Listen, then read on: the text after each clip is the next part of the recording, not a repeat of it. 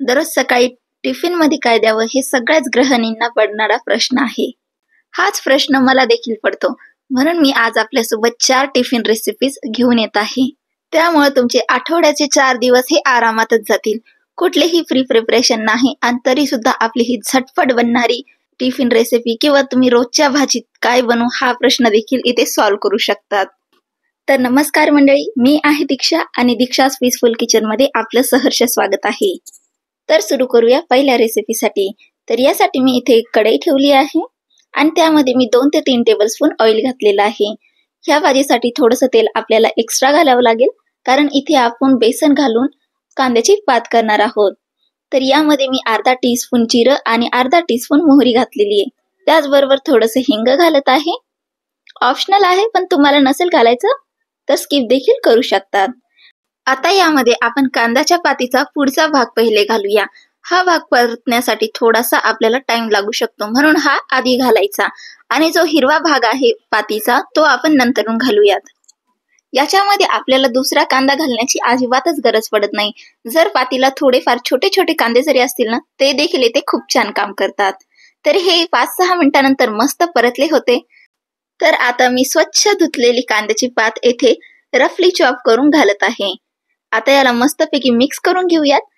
येथे आपण मीठ अजिबातच नाही घालणार आहोत. मीठ आपण थोडे पुढे जाऊन घालूयात. यावेळेस जर आपण मीठ घातलं तर कांद्याची पात ही खूप जास्त पाणी सोडेल आणि खूपच जास्त वेळ लागेल याला शिजण्यासाठी. तर येथे मी याला 5-6 मिनिटांसाठी मस्तपैकी परतून घेतलेलं आहे. बघू शकतात ही अर्धी झालेली आहे परतून. तर यामध्ये आपण मसाले घालून घेऊयात. तर येथे मी 2 टीस्पून लाल तिखट घातलेला आहे, 1 टेबलस्पून धने पावडर, 1 टीस्पून सब्जी मसाला आणि 1/4 टीस्पून हळदी पावडर. सब्जी मसाला नसेल तरी तुम्ही इथे कांदा लसूण मसाला घालू शकतात. याने देखील याचा टेस्ट खूप छान येतो. आता मसाल्यांना आपल्याला मस्तपैकी याच्यात परतून घ्यायचं आहे. जोपर्यंत मसाले आपले तेल रिलीज करत नाही तोपर्यंत आपल्याला इथे याला परतून घ्यायचंय. बघू शकतात साईडला तेल रिलीज झालेलं आहे. आता यामध्ये आपण चवीनुसार मीठ घालूयात आणि चांगल्या प्रकारे मिक्स करून घेऊयात. बघू शकतात मीठ घातल्यानंतर आपली जी पात आहे ती थोडीशी मॉइस्ट होऊन जाईल. बघू शकतात तुम्ही. आता यामध्ये आपण थोडंसं बेसन घालूयात. आपल्याला बेसन आपल्या गरजेनुसार घालायचं आहे. खूप जास्त बेसन देखील घालू नका आणि कमी जास्त बेसन सुद्धा घालू नका.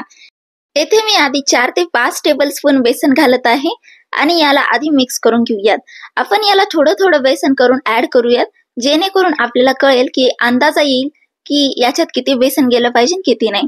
याच्यानंतर अजून मी 2 ते 3 टेबलस्पून अजून बेसन पीठ ऍड करत आहे.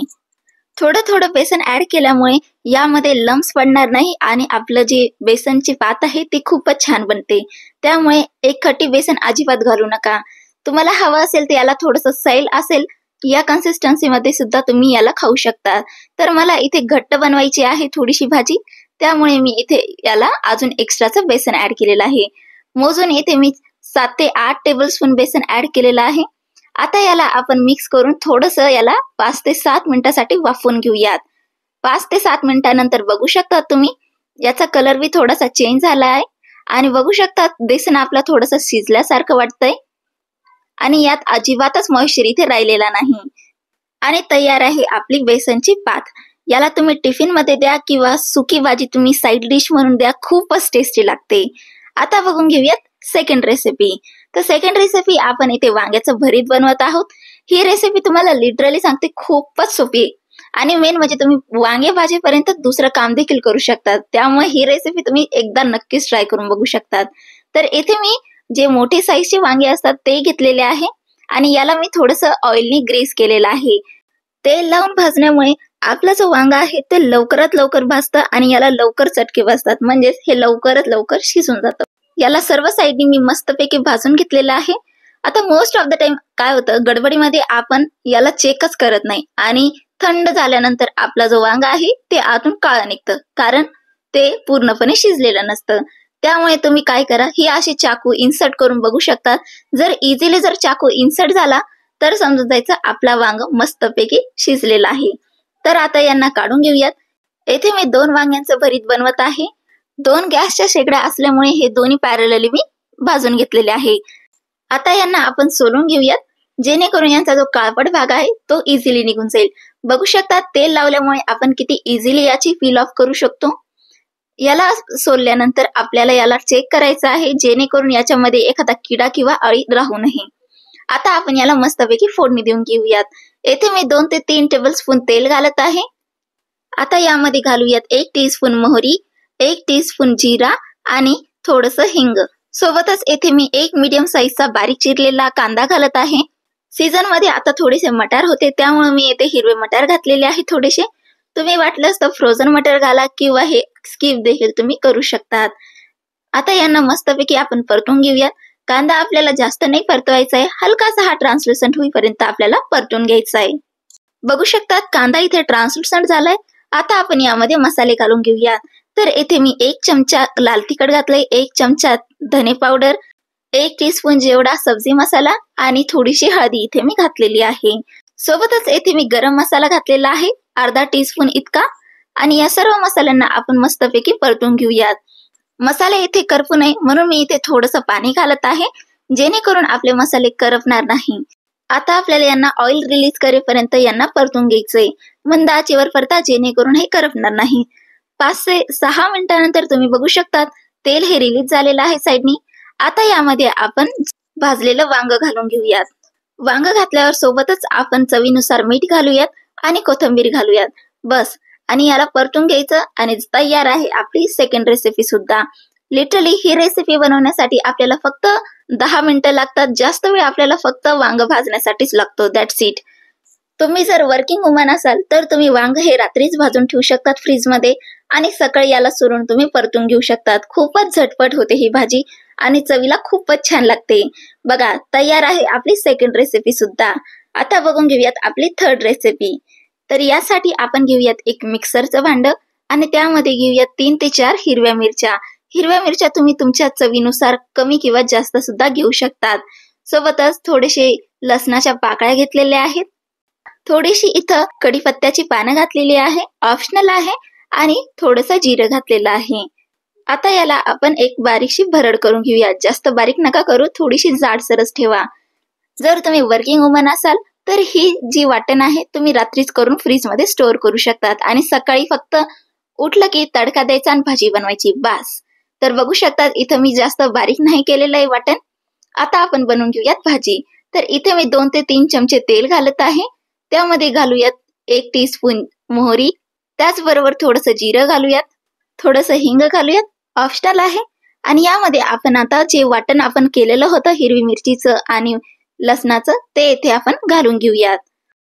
इथे मी 12 ते 15 कढीपत्त्याची पानं घातलेली आहे आणि थोडंसं मी इथे मटार घातलेलं आहे. सीझनल आहे म्हणून मी घातलेलं आहे, नसेल तर तुम्ही स्किप देखील करू शकतात. आता यांना आपण 1-2 मिनिटांसाठी मस्तपैकी परतून घेऊयात. यामध्ये आपण जास्त काही मसाले घालणार नाही आहोत. फक्त इथे आपण घालूयात ½ टीस्पून हळदी पावडर, 1 चमचा धनेपूड आणि 1 चमचा इथे मी चाट मसाला घालत आहे. ही भाजी मला थोडीशी चटपटीत खूप छान वाटते, त्यामुळे मी इथे चाट मसाला घातलेला आहे. या ठिकाणी तुम्ही आमचूर पावडर देखील घालू शकतात. यांना 1 मिनिटासाठी आपण परतून घेऊयात आणि गॅसची फ्लेम आपल्याला इथे मंद ठेवायची आहे. आणि आता हे परतून घेतल्यानंतर आपण इथे बटाटे घालून घेऊयात. बटाटे मी इथे हातानेच कुस्करून घालत आहे. असं घातल्याने जे बटाटे आहेत त्याला थोडंसं टेक्स्चर राहतं आणि खाताना आपल्याला एकदम पिठल्यासारखं अजिबातच लागत नाही. हे उकडलेले बटाटे होते.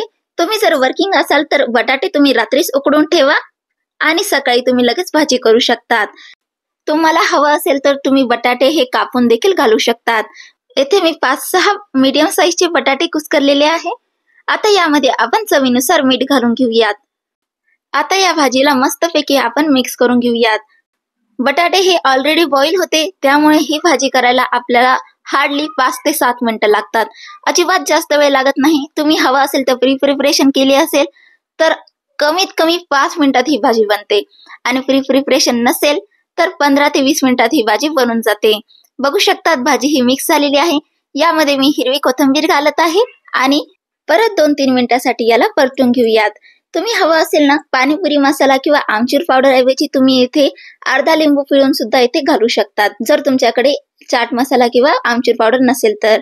आणि बघा, तयार आहे आपली मस्त चटपटीत आलूची भाजी म्हणजेच बटाट्याची भाजी. ही भाजी खूपच छान बनते. लहान मुलांना तर बटाटे खूप प्रिय असतात. त्यांच्या टिफिन मध्ये तुम्ही ही आवर्जून देऊ शकतात. चला तर मग आता तिसरी भाजी बनवून घेऊयात. तर तिसरी भाजी बनवण्यासाठी मी येथे कढईमध्ये 2 टेबलस्पून तेल घातलेलं आहे. त्यामध्ये ऍज युजल मोहरी घालूयात, थोडंसं जिरं घालूयात आणि थोडंसं हिंग घालूयात. येथे मी बटाटा कतलीची भाजी बनवत आहे, त्यामुळे येथे काही स्पेसिफिक फ्लेवर नाही. त्यामुळे मी येथे कढीपत्त्याची पानं जास्त क्वांटिटीत घालत आहे. कढीपत्त्याचा फ्लेवर ह्या कतलीमध्ये खूपच छान लागतो. इथे कमीत कमी 20 ते 25 कढीपत्ता मी घातलेला आहे. याला मस्तपैकी तडतडून घेऊयात आपण तेलामध्ये. आता यामध्ये आपण बटाटे घालून घेऊयात. बटाटे मी इथे असे चकलीच्या शेपमध्ये कापलेले आहेत. बटाटे कापताना आपल्याला जास्त पातळ अजिबातच कापायचे नाही, जेणेकरून आपण जेव्हा याला परतवू त्यावेळेस हे तुकडे पडू शकतात. थोडेसे मीडियम साईजचे कापा, जेणेकरून हे शिजतील पण आणि तुकडे पण याचे पडणार नाही. याला चांगल्या प्रकारे परतून घेऊयात. येथे मी मीठ हलकेसे जेव्हा बटाटे परतले जातील त्यावेळेस येथे आपण मीठ घालूयात. अगदी 2 ते 3 मिनिटांनंतर येथे बटाटे हलकेसे परतले गेलेले आहेत. तर यावेळेस मी इथे मीठ घालत आहे. तुम्हाला हवं असेल तर तुम्ही स्टार्टिंगला देखील घालू शकतात, पण मी या स्टेजला बटाट्यामध्ये मीठ घालायला प्रेफर करते. याला मस्तपैकी आपण मिक्स करून घेऊयात आणि याला शिजवण्यासाठी आपण लीड लावून याला 2 ते 3 मिनिटांसाठी वाफवून घेऊयात. 2 ते 3 मिनिटांनंतर मी इथे याला हलवून घेत आहे, जेणेकरून आपले जे बटाटे आहेत ते खालून करपू नये. आता यामध्ये आपण मसाले घालून घेऊयात. तर मसाल्यामध्ये मी येथे 1 चमचा लाल तिखट घातलेला आहे. तिखट तुम्ही तुमच्या आवडीनुसार कमी जास्त करू शकतात. तसेच इथे मी 1 चमचा कांदा लसूण मसाला घातलेला आहे. थोडंसं हळदी पावडर घातलेला आहे. यामध्ये थोडासा चटपटीतपणा घालण्यासाठी मी येथे 1 चमचा चाट मसाला घालत आहे. सोबतच मी 1 चमचा धनेपूड घालत आहे. इतकेच मसाले मी इथे घातलेले आहे आणि या सर्व मसाल्यांना मस्तपैकी मिक्स करून घेऊयात, जेणेकरून हे जे मसाले आहेत ते सर्व चकलींना मस्त कोट करून घेतील. मसाले येथे करपू शकतात मिक्स करताना, त्यामुळे मी येथे थोडंसं पाणी घालत आहे. पाणी घातल्यामुळे काय होईल, मसाले पण मस्तपैकी परतला जाईल आणि बटाटे पण आपले सॉफ्ट होऊन जातील. जास्त पाणी नाही घालायचं, हलकं 2 ते 3 टेबलस्पून पाणी घालायचं आहे. झाकण लावून याला आपण शिजून घेऊयात. झाकण लावल्यामुळे हे जे वाफ तयार होईल आणि वाफेमध्ये आपले जे बटाटे आहेत ते मस्तपैकी शिजले जातील. 5 मिनिटांनंतर बटाटे हे मस्तपैकी शिजलेले आहेत. यामध्ये आपण घालूयात हिरवी कोथिंबीर आणि परत याला मिक्स करून घेऊयात. मिक्स करताना याला हलक्या हाताने मिक्स करा, कारण की हे शिजलेले आहेत. हे खूपच नाजूक असतात, डेलिकेट असतात आणि हे तुटू पण शकतात. तुम्हाला मी इथे बटाटा शिजला आहे की नाही हे चेक करून दाखवते. तर हे थोडंसं हलकंसं गरम आहे, तर यावेळेस मी 1 चकली काढून बघते. इझिली जर ही मॅश होत असेल तर म्हणजे आपले बटाटे मस्तपैकी शिजले गेलेले आहेत. बघू शकतात चकली इझिली ब्रेक झालेली आहेत, म्हणजेच आपली मस्तपैकी बटाट्याची भाजी शिजलेली आहे. आणि तयार आहे आपली चौथी टिफिन रेसिपी. ही रेसिपी इतकी चमचमीत होते, लिटरली तुम्ही याला डाळ भातासोबत सुद्धा खाऊ शकतात. इतकी ही चमचमीत आणि छान लागते चवीला. बघू शकतात तयार आहे आपल्या चमचमीत 4 टिफिन रेसिपी. या आठवड्यात तुम्ही या 4 रेसिपी नक्कीच ट्राय करून बघा. थोड्याशा डिफरंट आहे, काही ठिकाणी या सेम पण नसतील, पण ही मी एक प्रयत्न केलेला आहे तुमचा जो प्रॉब्लेम आहे काय बनवू हा प्रॉब्लेम सॉल्व्ह करण्याकरिता. नक्की ट्राय करा आणि मला कमेंटमध्ये नक्की सांगा की ही रेसिपी तुमच्या घरच्यांना तुम्हाला कशी वाटली. पुन्हा भेटूया अशाच नवीन इंटरेस्टिंग रेसिपी सोबत. तोपर्यंत खात राहा आणि आनंदी राहा. आणि हो, चॅनलवर नवीन असाल तर प्लीज प्लीज प्लीज चॅनलला सबस्क्राईब करायला विसरू नका. एक कमेंट देखील करा, जेणेकरून मला खूप जास्त मोटिवेट होईल.